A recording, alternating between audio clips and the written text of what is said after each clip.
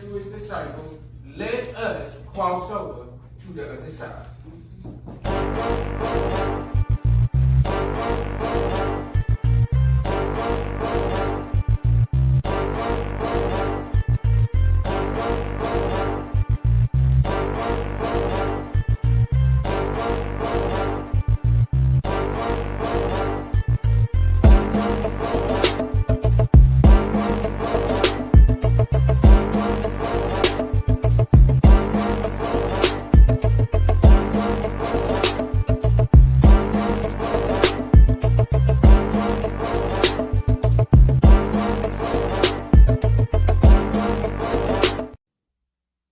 What is up? What is up? What is up, everyone, everyone, everyone? It is another day, another time, and another week for your and my favorite Monday night show.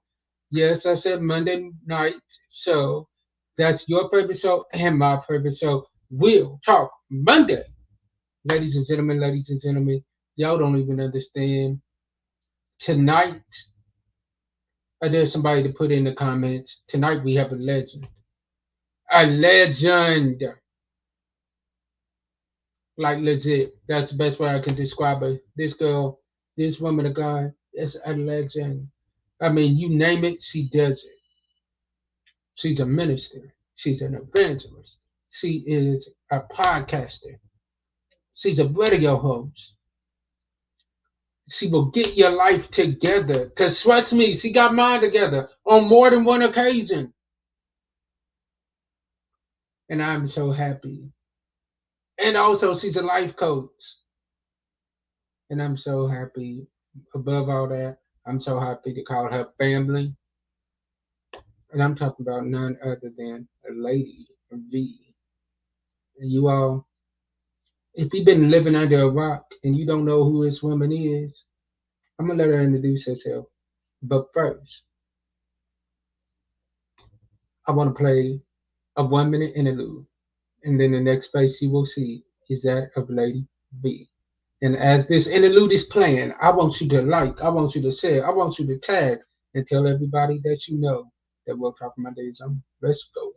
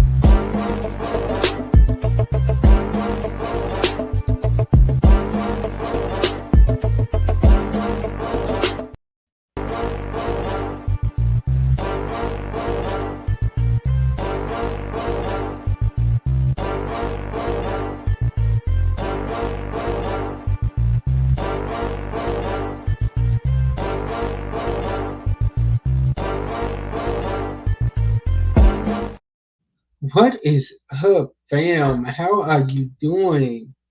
I am blessed. I am blessed. I am blessed. How you doing, darling? I'm well. Now, let me tell you, because every time I talk to you, you always get me together on something. Don't come on this show tonight getting me together now. Okay, look, I'm gonna do my best. I can't make you no promises, but I'm gonna do my Man, look, y'all, the first time I talked to this woman in our meet and greet, before I even get into this conversation, because I'm not even gonna call it an interview, before I get into this conversation, this woman, I'm telling her what she can expect from the show, like I've done everybody else, but giving her the rundown. And out of nowhere, this woman don't know me from Adam nor Eve, and she sits there and reads me my rights. And I'm sitting there like this. I'm like, she said, yeah, the Lord didn't tell me you're speechless and you normally not like this. I'm like, yeah, I'm getting off of it. I'm getting off of it right now. Few weeks later, we on a call, talking business. She gets me together again. I'm like, you know what? I'm gonna stop talking to you on the phone because you don't know how to act, ma'am. You don't know how to act.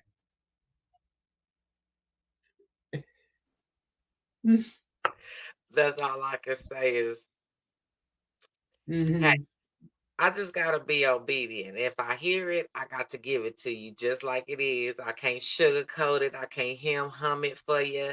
None of that. You know what I'm saying? That's the problem with us so many times, especially as leaders. We don't want to step on nobody's toes. We don't want to, Come make on. nobody feel a certain way. But in reality, how can we grow if we don't know?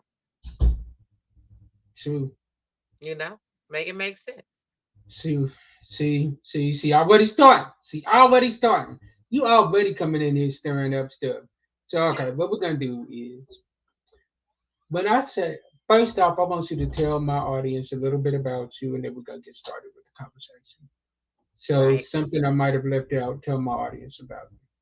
Right. So, like you said, I am the one and the only Miss Lady V, the classy one and the sassy one. I'm actually your favorite spiritual release coach, which means that that's the reason why he said what he said, because I actually dig down in the bottom of the barrel and, tap into the sticky stuff that we don't like to touch and talk about. That's who I am. And so I am a spiritual release coach. I'm an author consultant and I'm a lupus advocate, so I wear many hats, but I want to make sure that I am empowering and helping those transform their lives one story, one book at a time. So that's what I am, a creative storytelling transformation firm, just to sum it up.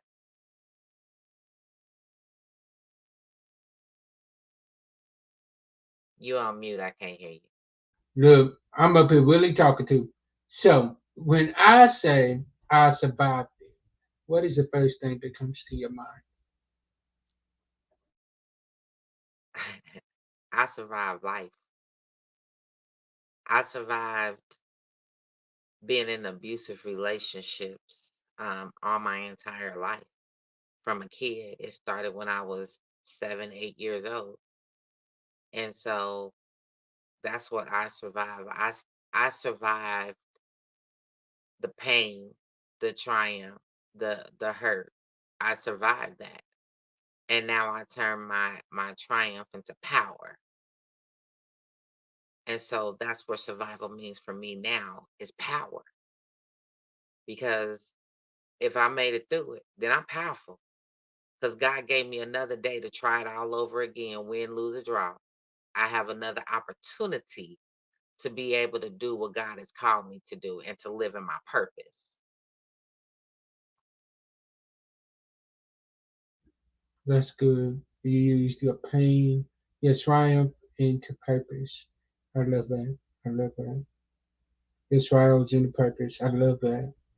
So at this point, I want you to tell my audience your survival story, which I know you have many, but give them a couple, as many as you want to give them. Right on. I'm actually just gonna break my story down just a little bit. I'm gonna give you the short version, but the complete version, if that makes sense. And so, like I said, at the age of 8, I had actually been started being molested at the age of 8, and I was being abused at the same time because I was being blamed for what was happening to me, but everybody was acting like they didn't know that it was happening. And so by the age of 10, I was running away. And I was running away because I was trying to run away from the monsters that was haunting me in my own house. It wasn't the demons in my mind, it was actually the monsters inside my own house.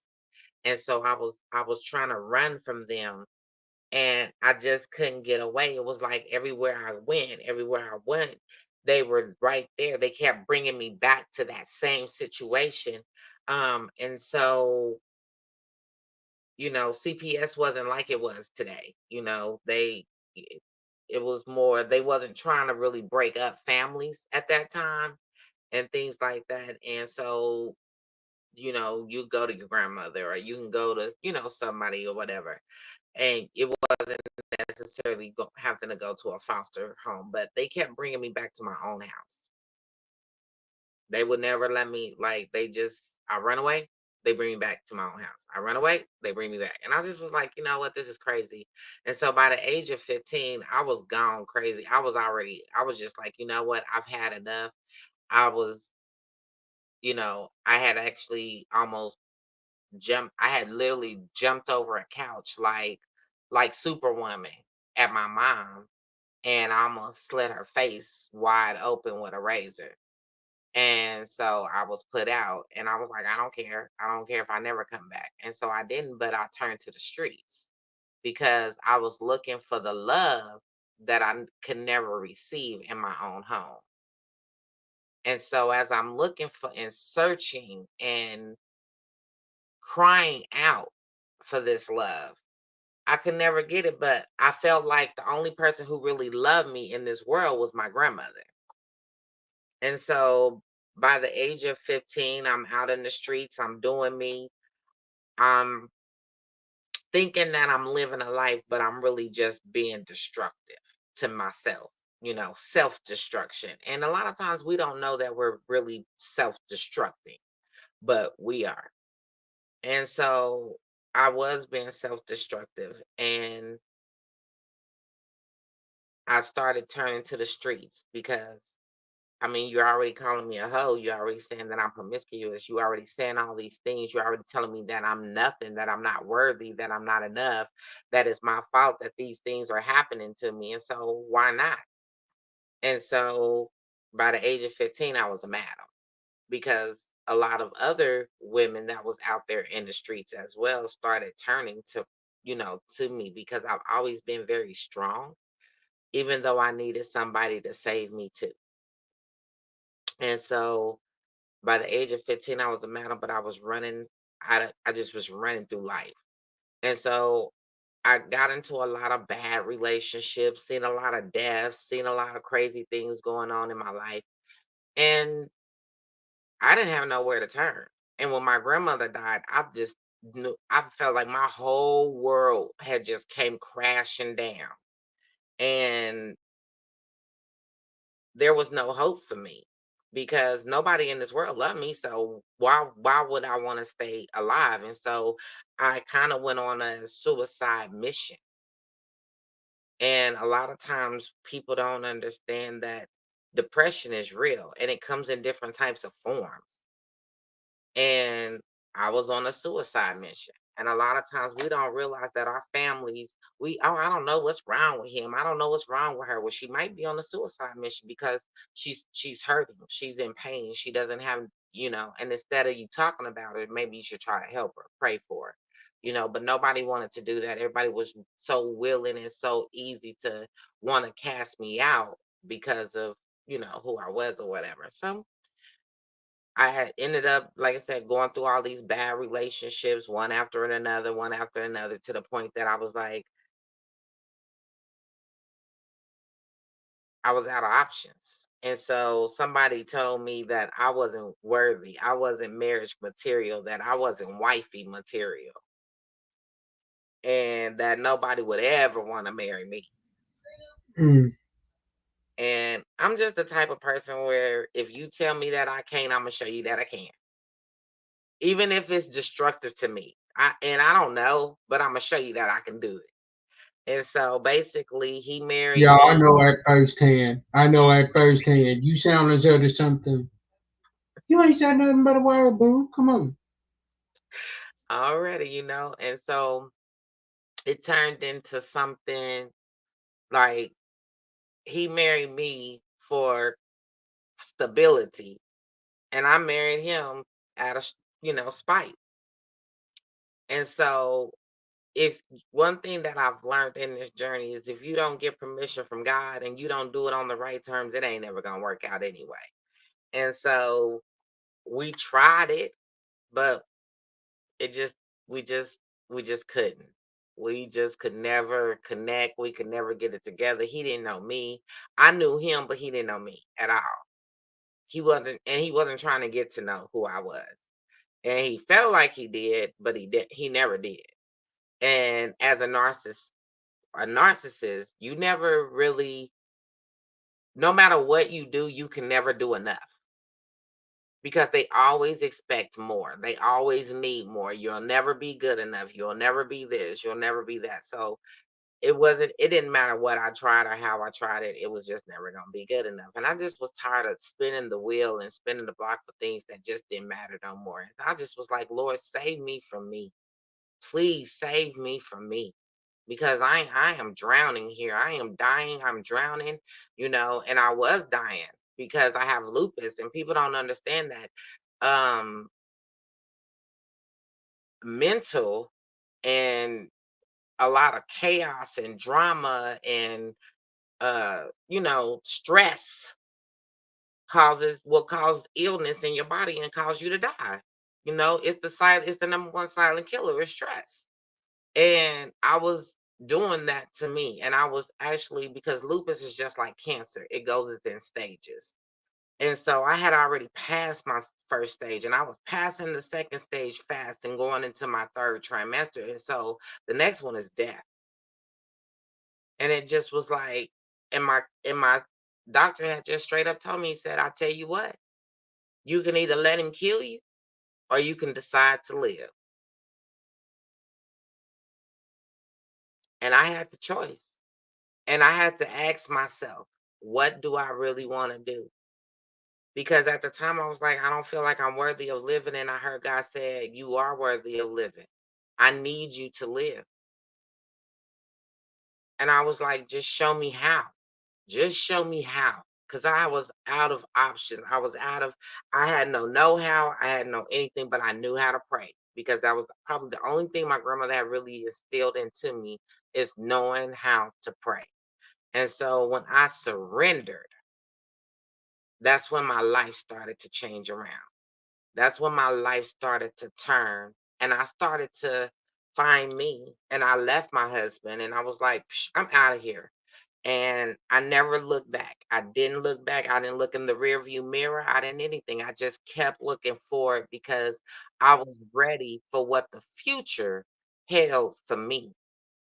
And I didn't want to be left in, I just didn't want to be left there anymore. I didn't want to be stuck in my sadness. I didn't want to be stuck in my anxiety. I didn't want to be stuck in my depression. I didn't want to be stuck in my anger. I didn't want to be stuck in there. And I needed to find out. And so then he started telling me release, rebuild, rebrand. Release, rebuild, rebrand. That's all I kept hearing. And I'm like, well, how do I do that? And so he literally took me on this journey and took me on this course, the same course that I teach individuals now, because I've been there. I had to take this course. So he gave me the course so that I could teach other people, other individuals, how to come up out of your own way, how to roar in your greatness, how to release the hurt and the limited beliefs, how to overcome the obstacles that's standing in your way, how to awaken the rebel that's within, how to rise to the occasion and say, you know what, I am worthy, I am enough, I am great. And so I had to learn that. And when I learned that, baby, what you say? You can't stop me now, honey, because I roar in my greatness. Why? Because now I know that I'm great. I know that I'm worthy. I know that I'm more than enough. And nobody, nothing, or no one can tell me how great or how awful I am because only I can tell myself that. I'm my worst critic, my hardest critic. And what you can't tell me is that I'm not good enough. What you can't tell me is that I'm not great because I am great because he made me great, period. And so that's my story in a nutshell is just learning how to roar in my greatness. And so I did that. And I teach individuals now how to also do that as well. How to roar in your greatness. Because you are great and you are worthy. If you don't know it, now you do, because Lady V told So, y'all, as y'all can see, this is what I deal with on a pretty much daily basis. This is what I deal with, but I love it. I love it because what God will do is He will take some things out of your life that you no longer have need for you. Exactly. and give you exactly Everything what and you everybody need can't at the go with moment. you. He will give you exactly what you need at the moment that you need it. because yeah, she already knows why I'm saying that because when I met her, yeah, but you are. So my next, so there's so much that we can unpack there that you said. But one thing I really want to touch on is where you said that you had to sit there and literally be strong for others in moments where you wasn't even strong for yourself. How was you able to do that? I think it comes naturally because as women, we're always in survivor mode. As women, we don't get the opportunity to sulk. We don't get the opportunity to grieve. We don't get the opportunity to do anything but survive. So we're always in survivor mode because we got to take care of the husband. We got to take care of the man. We got to take care of the children. We got to take care of the job. We got to take care of the house. We got to do all of these things. And so we learn how to be strong. And even when we're weak, we know how to be strong if we don't do nothing else. We know how to do that right there because we're always in survivor mode. You know, they say if you want to let a woman really just love you, take her out of survivor mode. Period. Take her out of survivor mode. And then watch how she embraces and she will literally just genuinely love you and ride for you all the way because she doesn't have to be in survivor mode anymore. She can just be naturally and authentically her to just love you.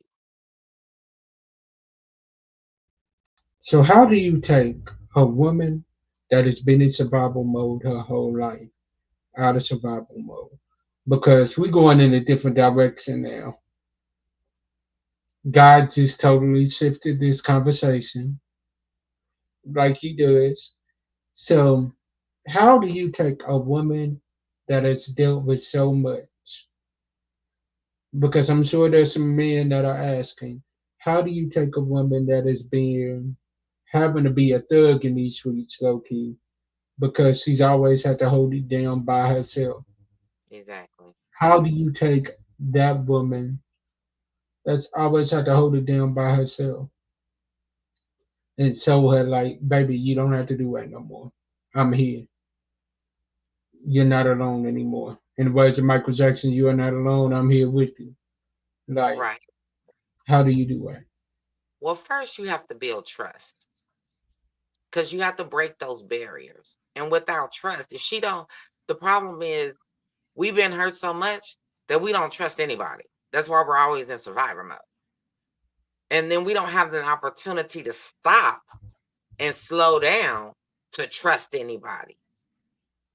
So if you want her to come out of survivor mode, then you start picking up some of the slack that you see her going through, that you see that's happening with her. You build her trust. You have to build a rapport so that she can trust who you are. You got to start breaking down those walls. So say that you know she don't work 12-hour shift. When she come home, cook. Be done cooked or be in there cooking. Let the house be clean. It's simple things because when she get home, she's already before she even get there, she's done already said, okay, I need to do this, I need to do that, I gotta do this, I gotta do it. She done already mapped out what she needs to do for the evening. But if you pick up some of that slack, and when she come home and she sees that and she's like, oh wait, wow, I don't have to do laundry today. I don't have to cook today. I don't have to do help the kids with the homework today. You know? When that happens, then boom, you can't beat it right there. Like now you have taken some of the slack up off of her. And so now she can relax a little bit. But you have to be consistent. And I'm telling you, man, the problem is y'all start stuff that you cannot finish. And But you think see, that if I do it one day, we good. Boy, I'm in there. I ain't gotta do it no more. I did it that one day, or maybe I did it that one week, and now we cool. No, you gonna have to stay consistent to break those barriers. And then you can bring her out of survivor mode. Because now you're being consistent. She understands. She now recognizes that you are not just another thing on her plate. That you are actually being a helpmate, and you're releasing her from a lot of the stress that she's carrying on her throughout her day. So okay, I'm gonna ask you this because a lot of men will say, "But Lady V, I've done that. I've been there. I've done that. I've done that for like a million times." And all they did was the woman ended up playing me at the end of the day. So, But that's uh, because you don't know who you dealing with. See, that's the thing. A lot of time we jump into these relationships so quick that we don't take the opportunity to really actually get to know somebody before we just jumped in and I love you. You mine. I got you. We cool. No, first of all, you don't even know what their favorite color is. Simple stuff like that. You don't even know what their favorite flower is. You know what I'm saying? You have no idea what their shoe size is. You have no idea what the color of their eyes are. It's these simple things that you miss, so you can't possibly know that this is what no.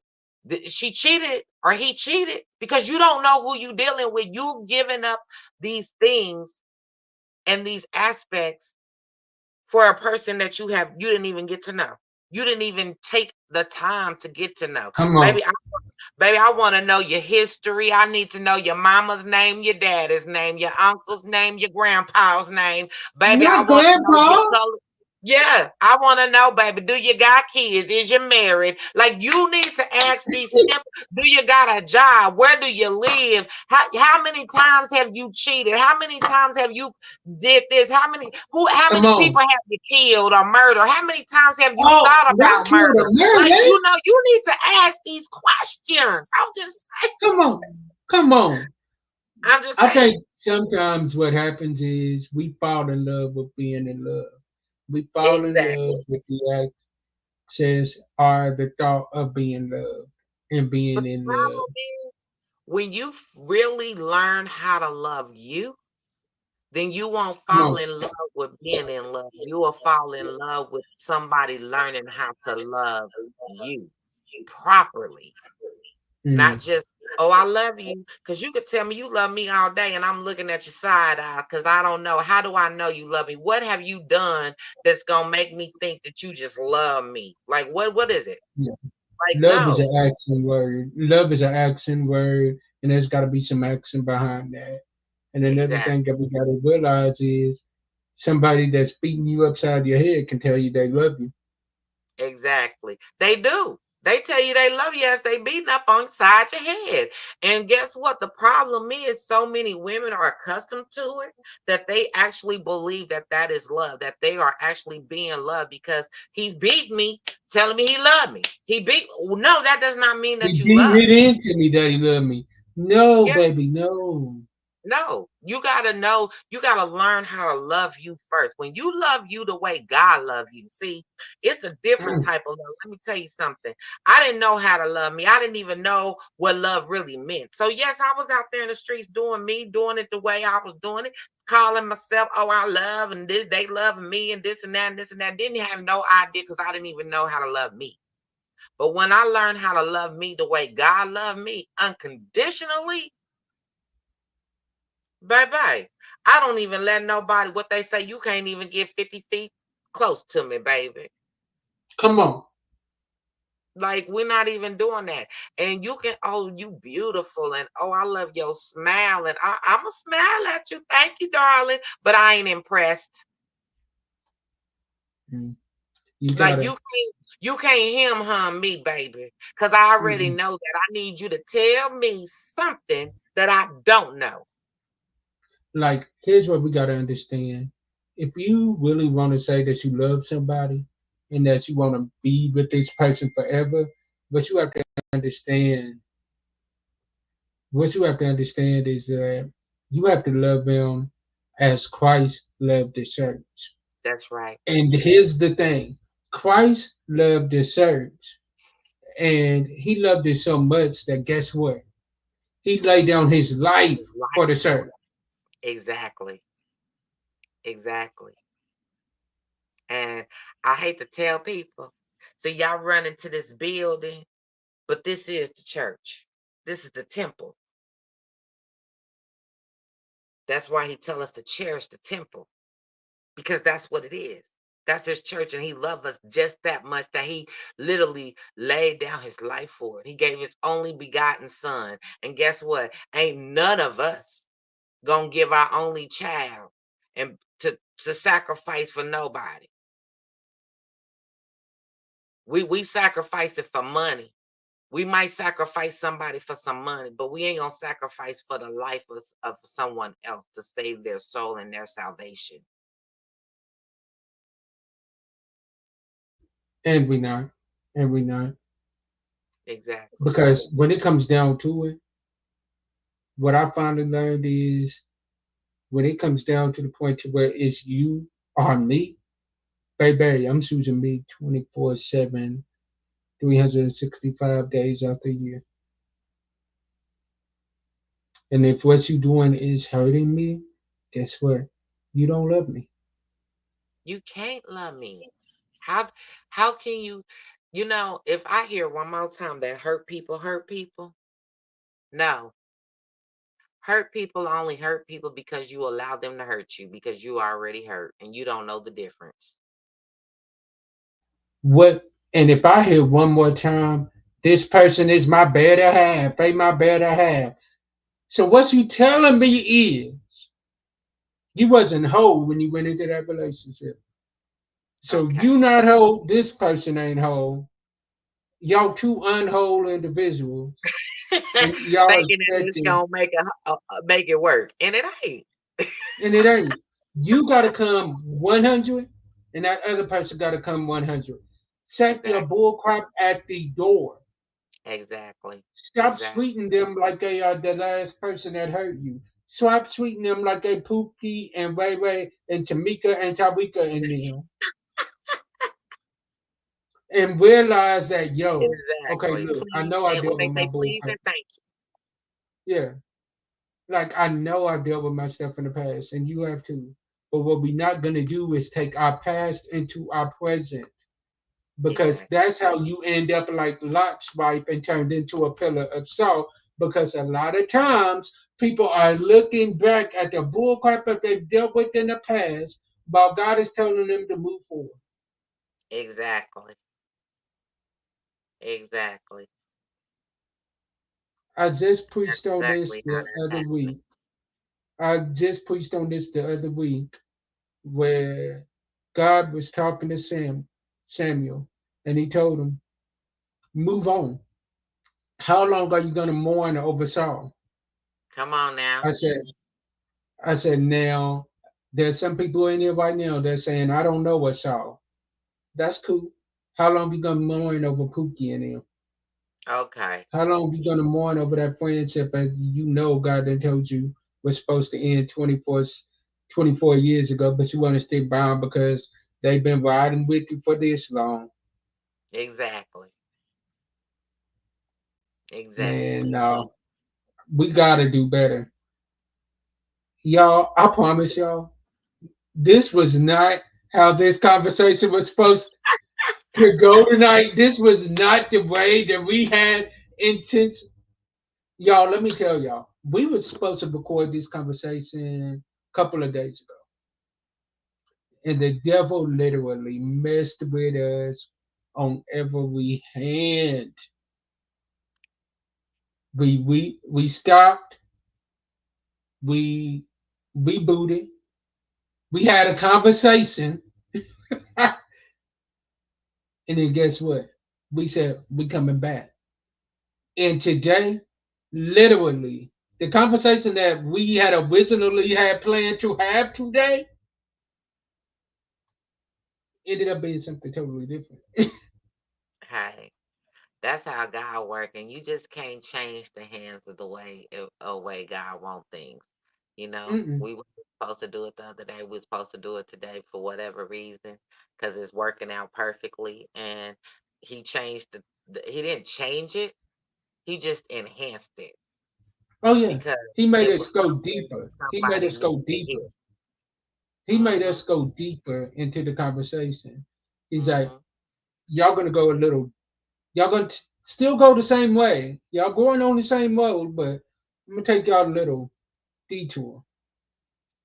And that's all right. So what I want you to do right now, because trust me, y'all, she's coming back. She's family now, so she's coming back.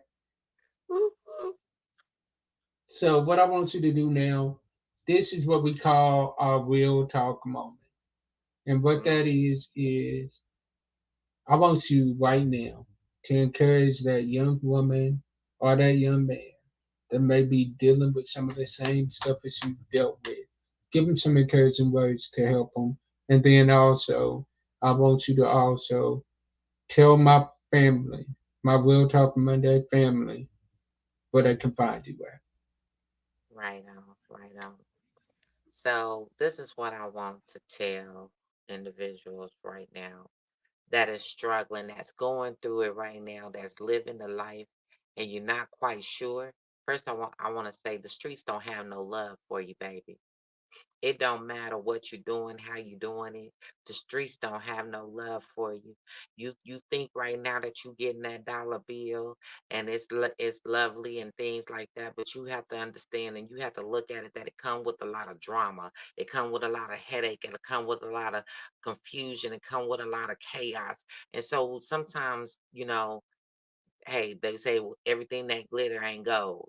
So you just gotta ask yourself, is this amount of money worth sacrificing my soul for, giving up my soul for? And I'm gonna tell you right now, it ain't, it ain't, it ain't. Don't do it to yourself. And if you can get out now, because this is the time. Um, just know that you are worthy and that you don't have to live that life. You don't have to be in that life. You just don't have to. And if you struggling with depression and anxiety, you don't have to live there either. You don't have to reside there either. It's a choice. We all have choices, and I challenge you today to get up out of it, to make a decision to choose you today because you're worthy, you're more than enough, and you deserve it. That's what I'm going to tell you. It's time for you to roar in your greatness. It's time for you to awaken the rebel within, not in a bad way, but in a good way, so that you can start living in your purpose. And so that's my real talk for you today is to roar in your greatness, to love on you. Find you today. And if you need to know how, look, you can find me every day, lady www.linktree, Lady VENP. Man, get on my calendar. You can schedule a free consultation with me.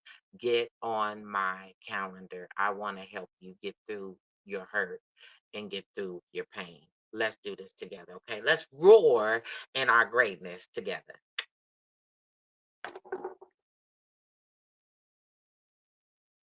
Y'all better get on her calendar.